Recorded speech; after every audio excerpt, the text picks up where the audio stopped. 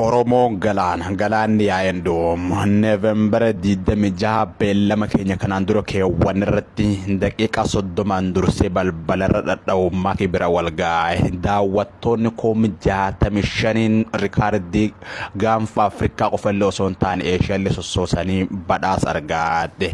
Kana qofallee osoo hin taane giiftaroonni Oromoo waan qaban guurrachuun micattii gandaa takkumaan gaggabsanii 2-0 ari'uu isaanii dubbatama. Dubbiin Oromootuun barana yaayyuu jabaatte. Asiliin intalatti yaranaaf guyyaa intalatti jechuun Sabboonaa Muhammadii eega ciqilee wal hurgufaniin booda Mubaarak Musammalleen jala utaalee dadhabe jala hafuusaa dubbatama. Asilii yaayyuu Itoophiyaanii qabatee Sabboonaa Muhammad sirkiinarra dide yaayyuu silana morkuu jedhe. Raachuun leenca kudhaniin ergee sagalni hokkolaa karaa jiraattu qofa si dhaqqabe jechuun balbaloomse. Kana malallee duuba lola jajjabaa jechuun tapha geemi siyaasaa guddaa of keessa qabu kanaan Oromoon gammaddee warroonni kaabaa boqoon lafa buutee harkata hamileen caabte. Salphina hamilee qofallee osoo hin taane salphina seenaa tahee haafe. Moo'achuu maakii kanaaf Oromoo waan qabu gammachuu isaa mirkaneeffachuun fuulli tiiktookii hundi guutame. Tapha siyaasaa of keessa qabu kanaan warri Ameerikaa alaabaa akkaan bareeddu adda bilisummaa Oromoo badhaasan Itoophiyaarraa kennaan jajjabduun kennamuun fuudhii dura kennamteef.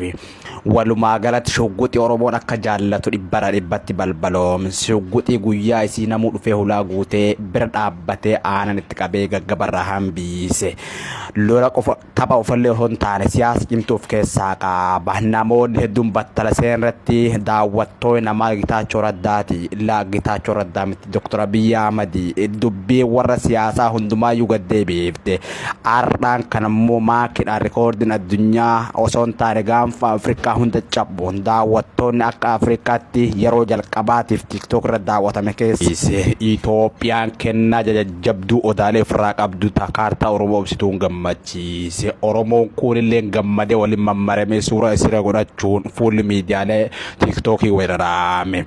Walumaa galatti maakii akkam akka jaallatu Oromoon balbaloomse himeefi daawwattoota namarraa kan ga'e namoonni hedduun Gitaachoo Raddaati Abiy Ahmed namuu dubbiin akkasin fakkaatu maakii Oromoo gaanfa Afrikaatti rikoordii jalqabaatti jaabse.